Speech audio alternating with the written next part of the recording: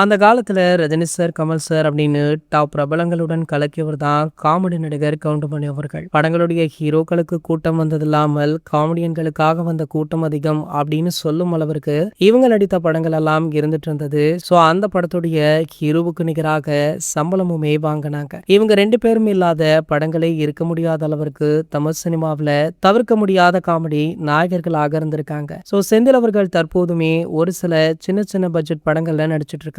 ஆனா கவுண்டமணி அவர்கள் நடிச்சா ஹீரோ தான்ப்பா அப்படின்ற மாதிரி தொடர்ச்சியாக ஹீரோவாக படம் பண்ணிட்டு இருந்தாரு. ஒரு சில ஆண்டுகள் தற்போது சினிமாவிற்கு பிரேக்குமே விட்டிருக்காரு. இவர் பிரேக் விட்ட இதற்கிடையில அவருடைய மனைவியுமே தவறிட்டாங்க. இதனடுத்து பாத்தீங்கன்னா கவுண்டமணி அவர்கள் இனி சினிமா படங்கள்ல நடிக்க போவதில்லை அப்படின்ற முடிவை எடுத்துட்டாரா. சோ அதன்படி சமீபத்துல இயக்குனர் பாரதிராஜா அவர்களுடைய இறுதி சடங்குல கலந்து கொண்ட காமெடி நடிகர் கவுண்டமணி அவர்களை பார்த்த பலருமே அவர் மீண்டும் உடல்நலம் தேறி சினிமா படங்கள்ல தொடர்ச்சியாக நடிக்க வேண்டும் அப்படின்னு வாழ்த்துக்களுமே சொன்னாங்க. இந்த நிலையில தற்போது காமெடி நடிகர் கவுண்டமணி அவர்களுடைய உடல்நிலை மீண்டுமே மோசமாக இருக்கா. ஆகையால பல பிரபலங்கள் அவரை நேர்ல சந்தித்து ஆறுதலுமே சொல்லியிருக்காங்க.